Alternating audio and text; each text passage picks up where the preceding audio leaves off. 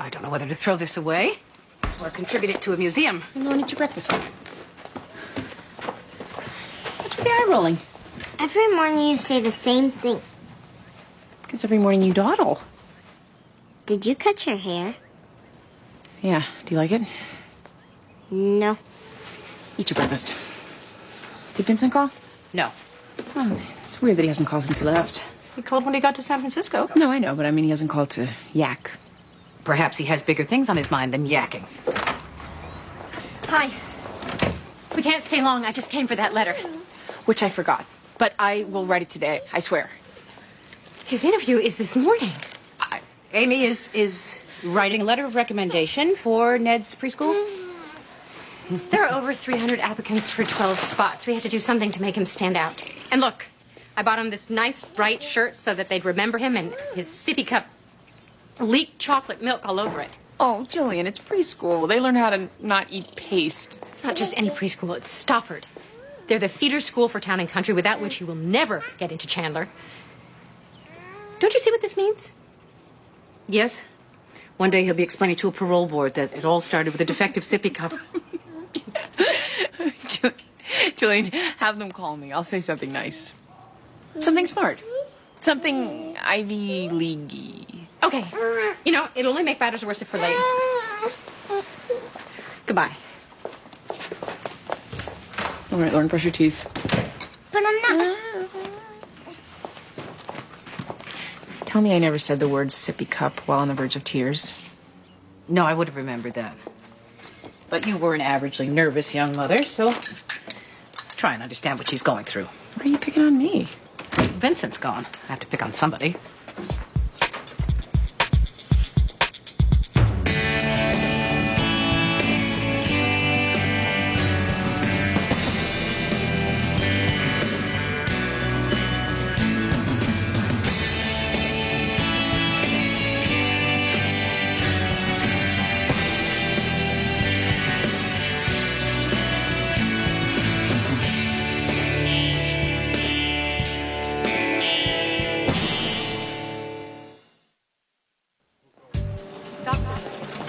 So we found this kid wandering down the highway wearing a big T-shirt and not much else and high on something other than life.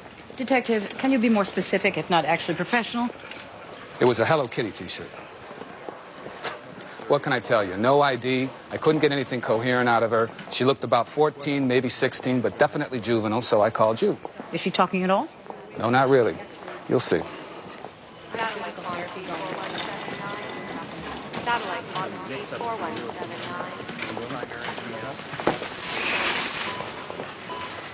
Mister, somebody here to see you. Hello. I'm Maxine Gray with the Department of Children and Families. Can you tell me your name? Hi. Yes, go ahead. I am VROGLIO.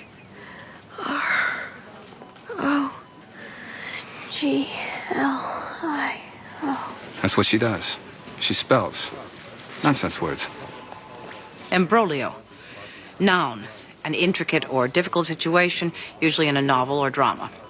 You don't say. Well, look. Here's everything she spelled since I got here. Maybe you can figure out who she is. But aren't you supposed to help me do that? Me? An unprofessional cop with a lousy vocabulary?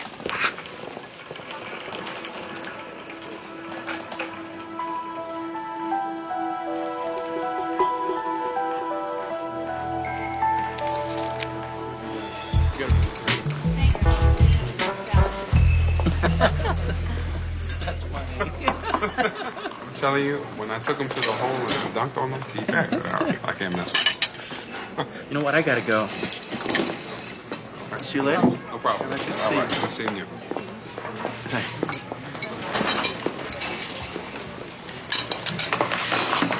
Who was that? A friend. Where's your hair? Where's yours? Answer the question. We used to be engaged. It didn't work out. What's your real question? I don't have a real question. Good. I mean, if you were a girlfriend, I might ask you if your mystery friend was single, but you're not a girlfriend, so that's not appropriate. No, it's not. Why not? I have 3 rules. I don't lend money, I don't touch lettuce, and I don't fix people up. You don't touch lettuce? It's cold, it's wet, it squeaks. I don't have to explain. You have a lot more than 3 rules. Those are the top 3. What about your friend? He's not available. I got them from this guy I know. Said they were sleeping pills. I've been having trouble sleeping. The doctor tells me they were morphine-based painkillers. And you took quite a few. They were supposed to be sleeping pills. Why do you think you've been having trouble sleeping?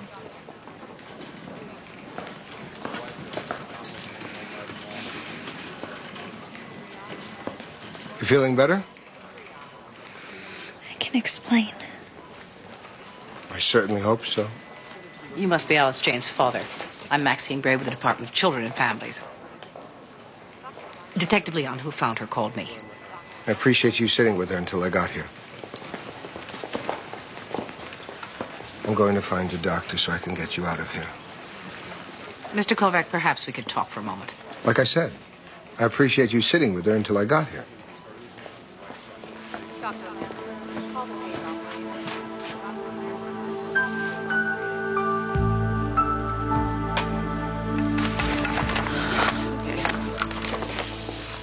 Mr. and Mrs. Granson. Separated in June, and the agreement for joint custody mediated by this court is working out fine, correct? The Gransons both teach at Wesleyan. They live in the same apartment, and they even carpool to work. It's very amicable. My client wants a cease and desist, Your Honor. From working things out in an amicable fashion? From specialists, Your Honor. From all the damned poking and prodding. I want them to leave my little girl alone. Paul, it's speech pathology. They don't poke and prod. No? They just invent a disability that they can cure for $300 an hour. Well, I don't see anything about a disability. The child was diagnosed by specialists as demonstrating a serious speech delay, Your Honor. She's 26 months old and doesn't speak. Can we consider the possibility that she just doesn't have anything to say? Einstein didn't speak until he was 4 years old. He did okay without anyone dragging him to see a specialist. Your Honor, my client is simply trying to follow the advice of 2 developmental pediatricians who have both recommended an intensive course of therapy. Okay. I'm going to need some time to look at the doctor's report, so why don't we meet back here tomorrow morning at 11:15. 11:15. Thank you. I see you like the green block, Ned. Does that have any significance? As opposed to other colors, I mean. Like, say, kids who are advanced for their age choose a certain color. Ned, is there some reason why you like the green block better than the other colors? He's usually very talkative. I mean, not too talkative. I should probably mention that he's adopted. Obviously, he's adopted. Except that my husband could be black, but he isn't. Not that it would make any difference if he were. I dated a black man in college. I mean, African-American, but he was black when we dated.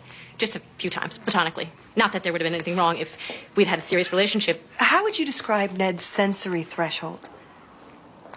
Oh, I would say... good. Very good. Maybe even excellent. So he tolerates a lot of commotion? Oh, yes. He's very tolerant. He loves commotion. A certain kind of commotion. The kind that you have here. How is Ned with separation? Oh, he's very good about it. I mean, that's not to say that we're not bonded. We are very bonded. Within the normal bonding boundaries. We also separate well.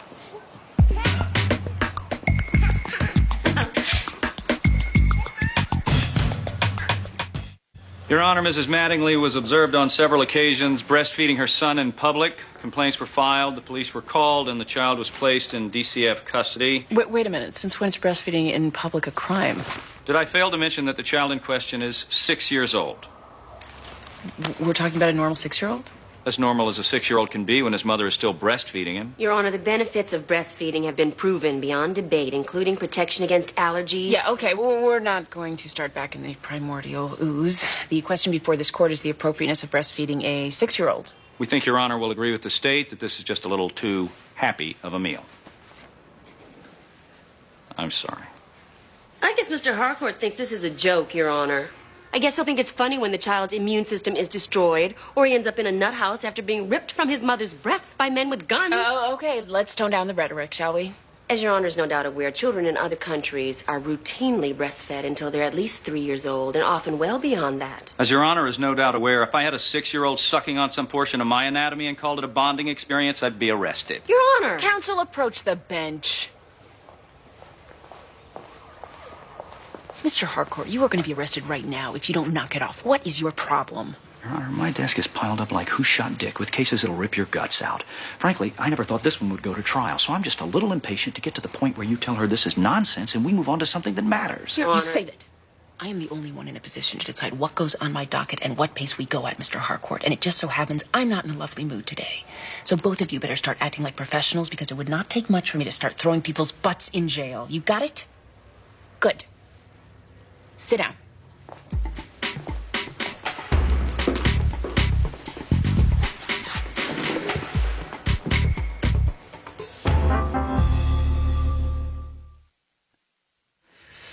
Can we talk about this word, normal? I mean, we have this narrow range of behavior that we define as normal, and once a kid steps outside of that range, we medicate her, or we drag her to therapists, and they invent a disability. So you don't consider it a problem that your daughter doesn't speak? Gérard de Nerval, the great French poet, used to walk a lobster around Paris on a leash. Was that normal? Nerval hung himself from a lamppost. That's beside the point. No. That is the point. Abnormal behavior is a sign that something is wrong. We used to have room in society for eccentricity, for idiosyncrasy. Now we all have to be the same. We all line up for coffee like Pavlov's dogs every time we see a green awning. It's ridiculous. And what does this have to do with your daughter's problem? I want Nicole to be able to develop at her own pace. Maybe she just doesn't have anything to say yet. Your Honor, once my child is labeled abnormal, that's going to be with her for life.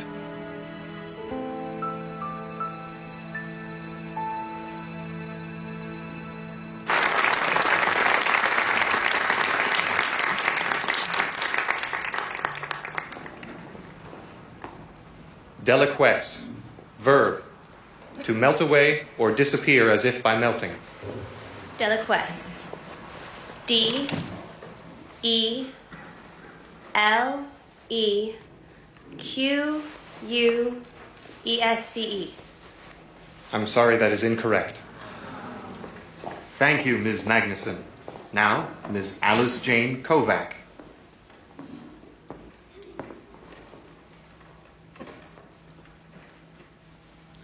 The word is exegesis. Noun. A critical explanation of a text.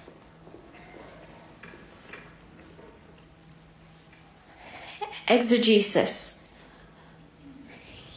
E-X-E.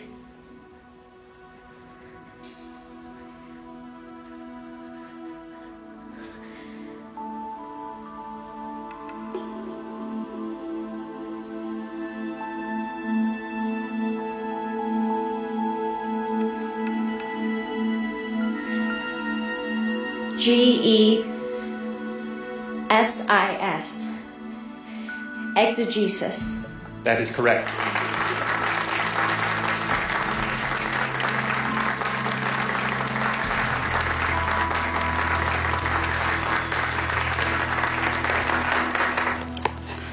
Can we find a new ethnicity of fast food? I'm about chow mein doubt. How is he unavailable? What? Your friend. Larry? Larry. Married, gay, seeing a 22-year-old? I thought you were seeing someone. Didn't work out. Married, gay, or Stu Collins? Is it impossible to keep a secret from you? Yes. Well, I can explain. Please don't. I'm not going to hear you talk garbage about Stu Collins while you're holding out on me with a good-looking friend. Just tell me what his deal is. His deal is his business. And I told you. I know. You don't touch lettuce. Fine. Forget it. Excuse me for taking the initiative. I'm cranky. Okay, I admit it. I don't have a boyfriend. My brother moved away. It would be nice to have a little diversion, but that's okay. I'll just get fat and get a lot of cats.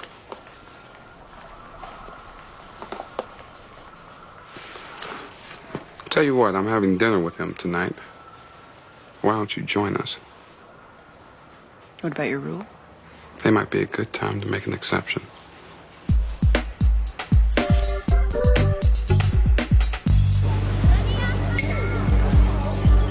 Kovac?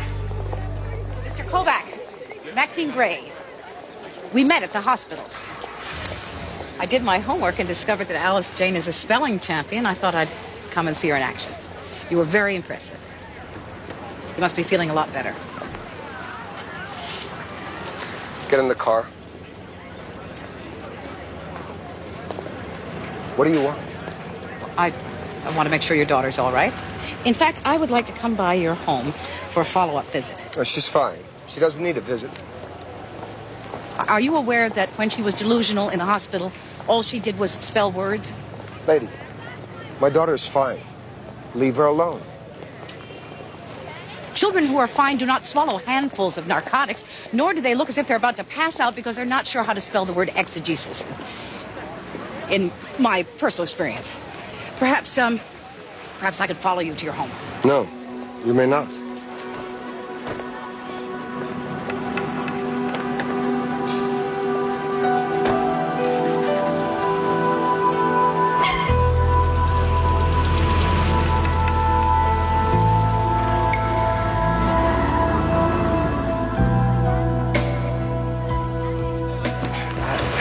I'm unclear as to how the tree destroyed the TV without hurting the roof. Did the tree come in through the window? Or was it one hell of a house plan? I'm gonna have to call you back. Jillian, what's wrong? Those cowards. They didn't even call me. They sent a fax. You didn't get in. Did they say why? Too many kids, not enough space, blah, blah, blah. Well, honey, we knew the odds going in. Yes, they said they would take 12. Well, I want to see those 12. I want to know what makes them better than Ned. Look, it's not the end of the world. I want to know if they were all just whiter than Ned.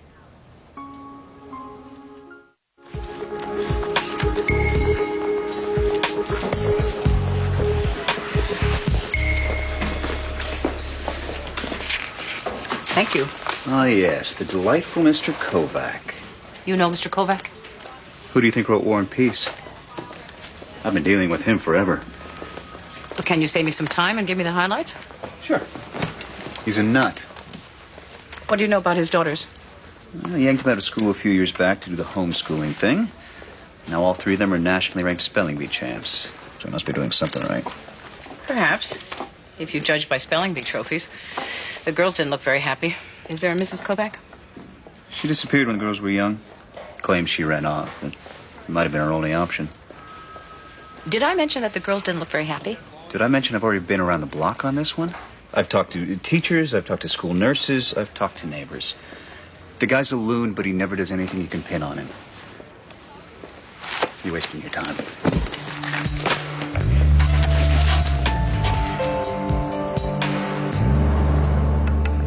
So you don't think it's crazy that your wife is still breastfeeding your 6-year-old son? Objection. Sustained. Counsel rephrased.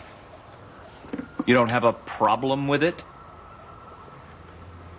It's unusual, but I wouldn't say crazy. Do you approve of it? Tell them about the child-led weaning. Mrs. Mattingly, you'll have your turn. My wife believes in child-led weaning. What does that mean? It means that the child will let you know when he doesn't want to breastfeed anymore. Mrs. Mattingly, sit down and don't speak again until I tell you it's okay. Well, what happens when Junior is 18 and he still thinks it's a great idea?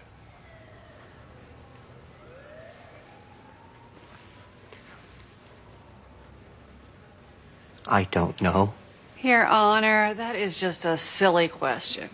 Counsel, where's the child? Well, we saw no need to subject him to this, Your Honor. Well, I do. What time will they have the child here tomorrow, Mr. Van Exel? 10:30. Good. I'll see everyone at 10:30 in my chambers. No one speak until then.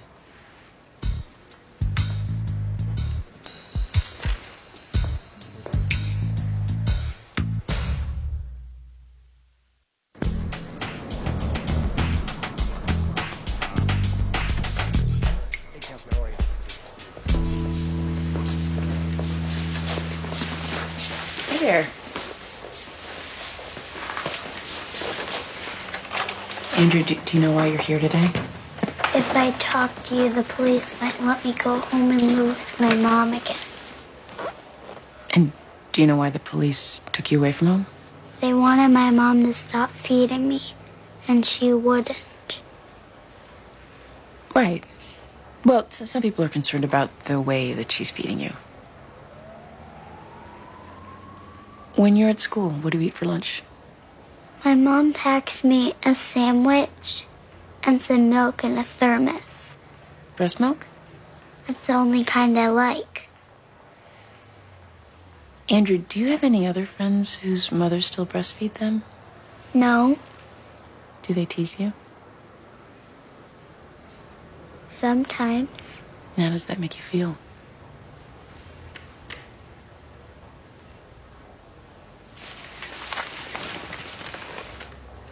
Hey, Andrew, I really need to know. How do you feel about your mom breastfeeding you?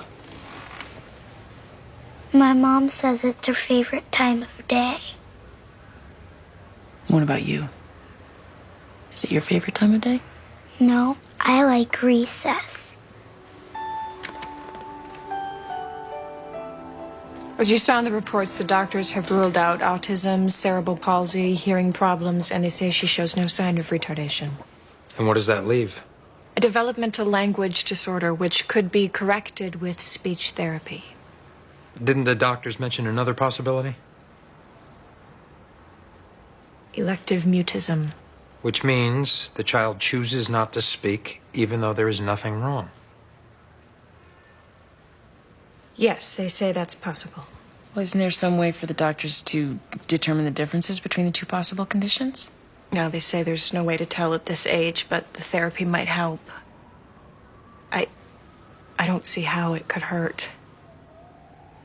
I used to agree with Paul. I used to think that giving my child a conventional life would be the worst thing that I could do for her.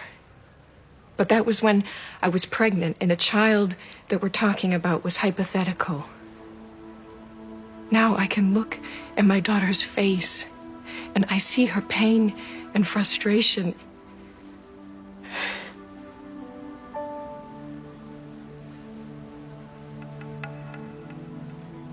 I just want her to be able to go to preschool and finger paint with the other kids her age.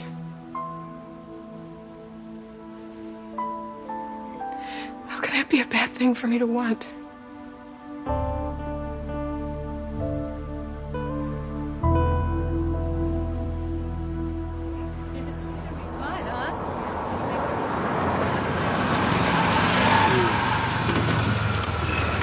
Okay, we're here. No, don't be obvious.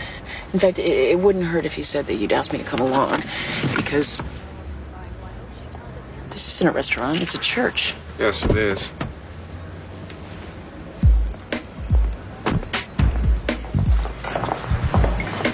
Why are we here?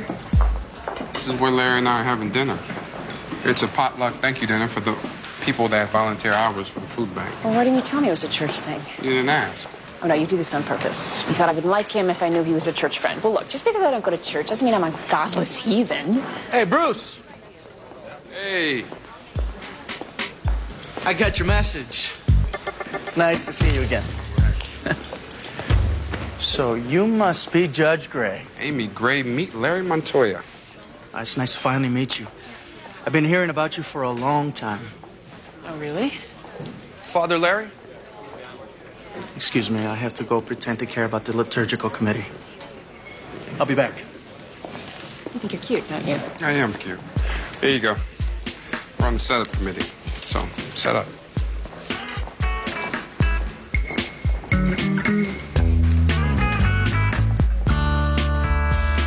Now, I know you all think I'm Ebenezer Scrooge's stingier cousin, but I want you to look at these numbers. $375 last month on legal pads. Everybody thinks a legal pad's no big deal, but if everybody takes one legal pad home, then what have we got? Illegal pads. See, this isn't funny.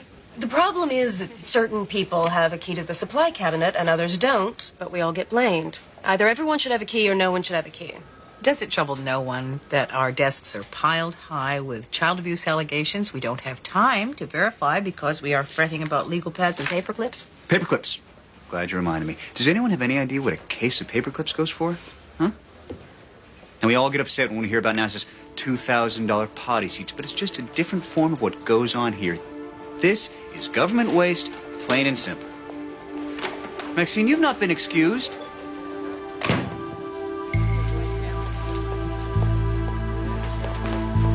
Alice Jane? Please don't make me go back there. All parties are present in the matter of Andrew Mattingly. This is not complicated, folks. Mrs. Mattingly is forcing the family to go along with a practice that clearly makes them uncomfortable. It's one of those cases where the craziest person in the room runs the room because everybody else is walking around on eggshells. Can a judge call me crazy like that? I can't really believe it's necessary for me to put on a black robe and sit behind a big desk to say it's a bad idea to breastfeed a 6-year-old boy, but for some reason it is, so here goes. It's a bad idea to breastfeed a 6-year-old boy in America in the year 2001. Now, I don't care what anyone does in other countries or what anybody did 100 years ago because I don't live there and neither do you. Any questions? Good. We're dismissed. I don't think she's allowed to call me crazy. Yes, actually, she is. Thank you, Your Honor. Thank you, Your Honor.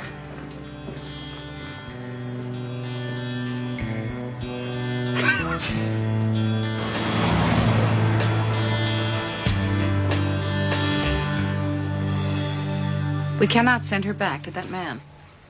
I told you, I've been through the ringer with this guy. There's nothing we can point to. Making your child learn how to spell every word in the dictionary is not illegal. Making her wear gray flannel is not illegal. It's psychological abuse. But it's not illegal. Maxine, this is just one of those bad cases where there isn't anything we can do. It's not our fault. Well, that'll be a big consolation the next time Alice Jane swallows a fistful of pills. I left a message on Mr. Kovac's answering machine and told him Alice Jane was here. Why didn't you just drive her home so that he can start to abuse her again even sooner? Thank you, Robert. Well, forgive me if I'm not ready to run my panties up the flagpole just yet. Look, if you can find a legal way to keep her, I am all for it. I just don't see it.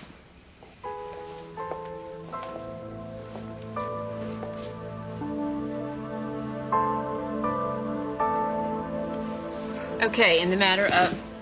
Before you speak. I'm already speaking. In the matter of Nicole Granson... Sit down, Mr. Granson.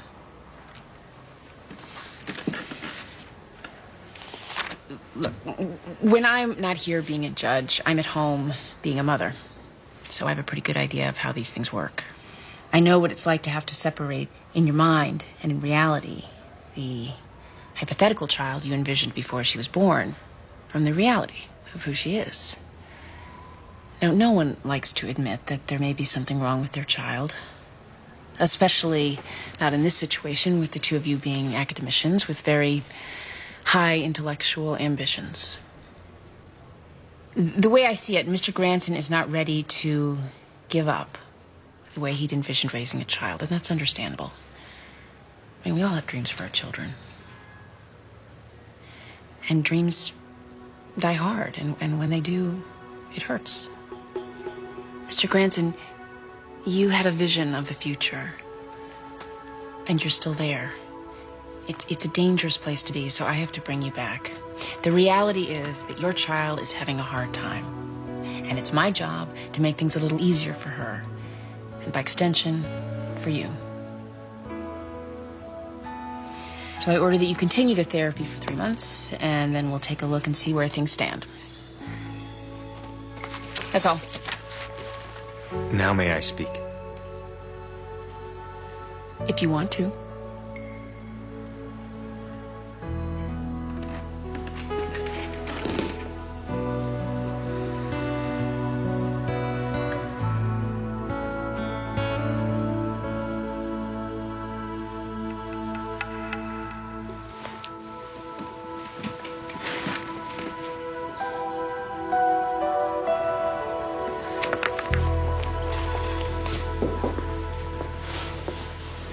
I don't believe you called me. I mean, what am I supposed to call him? I'm not Catholic. Do I have to call him? Oh, hi, hold on a minute. Hey, this is Bruce. Judge Gray's returning your call. Okay. Hi. Yeah, well, I got your message, so I thought... Oh, really? Yeah, that would be nice. Today, sure, yeah, I could juggle some things, but I could do that. Okay, I'll see you there at 1. Bye. He asked me to lunch. Why? He asked you to lunch because he's hungry, and he doesn't want to eat alone. Why me? I have no idea. So it's not like flirting. No, it's not like flirting. Because priests don't flirt. Not if they like their jobs. So, priests, we're talking nada. Not even heavy petting. Light petting. Do I look like I want to have this conversation with you? Well, I don't know. I mean, they changed the fish on Friday thing. This is not like the fish thing. Bruce, I don't want to have lunch with a priest. Come with me! I was hoping you could give me some insight as to why Ned wasn't accepted. Well, Mrs. Gray, as I explained to you, we had a record number of applicants, and unfortunately... I know. You could only take 12. I just wanted to know who the 12 were and what made them better than my son. It's really not that simple. Mrs. Livingston, I'm going to have to try and get Ned into another school, and if he's doing something to hurt his chances, I need to know what it is. Well, to be perfectly frank, there's nothing wrong with Ned. He's a delightful child, and we'd love to have him at our school. You would? He's bright and alert, and obviously he'd help with our minority quota. The problem is, we're very big on parental involvement here. Oh, I would absolutely be involved. Yes, well, the problem is, I feel that you're a little too high-strung. I'm not sure you'd fit in here. Oh. I'm sorry. I can be calm. I can be low-key. Maybe I just need different circumstances. I could lay off the caffeine on days that I had to do school things. I swear. If you let him in, I will be any way that you want me to be. Especially calm. I'm sorry. We've already made our decision.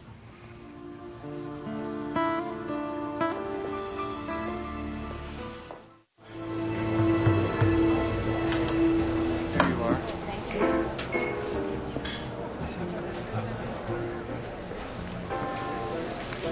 I like your shirt. It's good they don't make you wear the uniform all the time. I mean, the priest shirt. What do I mean? The clerics. Right. You know what? I'm turning myself into an idiot, so you should just tell me why we're having lunch. Because you're a judge. Oh, good. So, you know there's a chaplain who counsels kids in juvenile detention. More specifically at Long Lane. Father Matheson? Right. And he's retiring, and I'd like to replace him. So I thought if I could convince you over lunch that I am a decent guy in a nice shirt, you might recommend me. Sure. Why would you want that job? Why do you want yours? Some days I don't. But I mean, you already have a hell of a day job. I don't mean to trivialize hell. I'm a workaholic, okay? I don't want to spend my nights dining with parishioners, going to boring committee meetings, and God forbid, watching Friends reruns while contemplating another 30 or 40 years of celibacy. And frankly, I think I'd be good at it. That's the truest answer I can give you. Okay. I like that answer. And since I'm in a confessional mood, no pun intended, I had another reason for asking you to lunch. Really?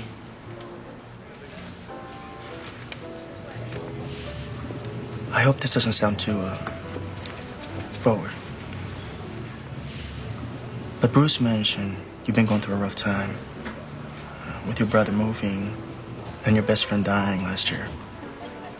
I thought you could use someone to talk to. Look, I don't know what Bruce told you, but I'm pretty committed about being confused about religion. No, I respect that. I really was just talking about, talking. You say something, I listen. And why would you want to do that? Because I'm good at it. Well, I appreciate your concern, but I'm really fine.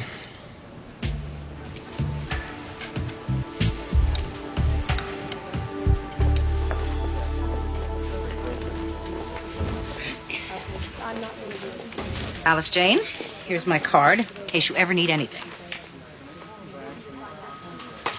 Sorry for the trouble. It won't happen again.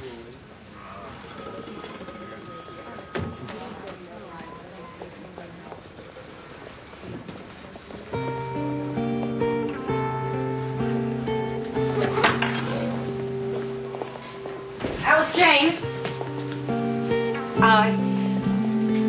Just one more thing. I just want to be sure you understand something. Running away from home is not a minor thing. We take it very seriously when children run away from home. Don't you worry. She's going to take it seriously. In fact, if you do it again, we are going to be forced to declare you an habitual runaway. That has grave consequences. We'd have to take you away and place you in a foster home. Do you understand? Going home then.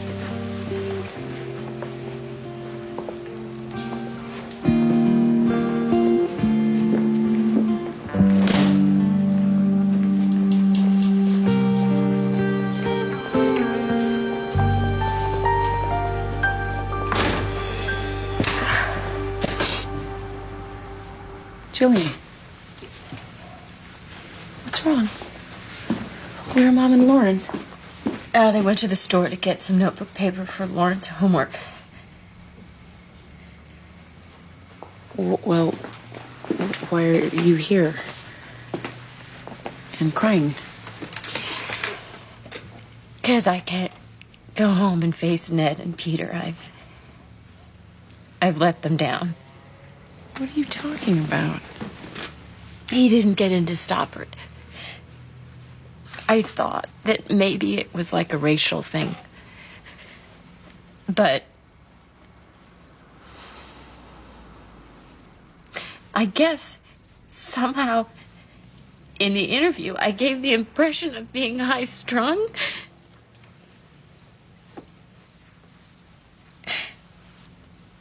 And they don't feel that I'll fit in with the other parents. I told the woman that I could be calm, but she wouldn't listen, and by the time I left, I was very not calm. Well, there are other schools. Stoppard is the best. So he'll go to second best. You don't understand. He's adopted. It's not like that ever slips my mind. I'm raising someone else's child because I thought I could give him a better life. That was my promise, Amy. My promise.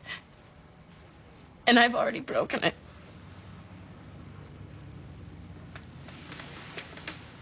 Jillian, look. This perfect life that you're trying to provide, I had it. I went to all the best schools. I had all the advantages, and look at me. My life is a mess. No, you're just saying that. No, Jillian, my life is a mess. Yeah, I have a great job, but it's not always rewarding. Sometimes it's downright silly. I'm divorced. I can't seem to hold on to a boyfriend for more than 3 weeks. My little brother moved away, so I have no one to complain to. You can't control life. It's like water seeking its own level. Life wants to be a mess. Don't ask me why. I just love him so much. I know. And that's why it's impossible for you to ruin his life.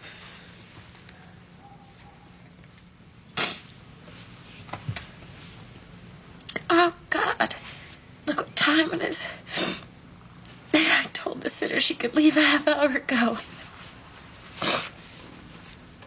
Thank you, Amy. If I forget all this, will you tell it to me again? Whenever you want.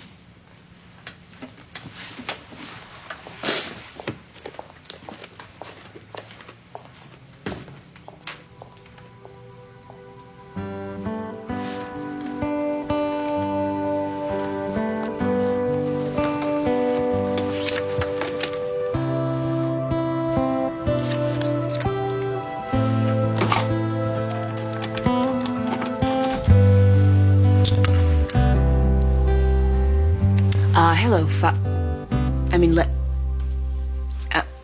when you call me back, will you tell me what I'm supposed to call you? This is Judge Gray. You can call me Amy. I guess I'm having second thoughts, about that talking thing. You know, I talk, somebody listens, I magically feel better. Especially that last part.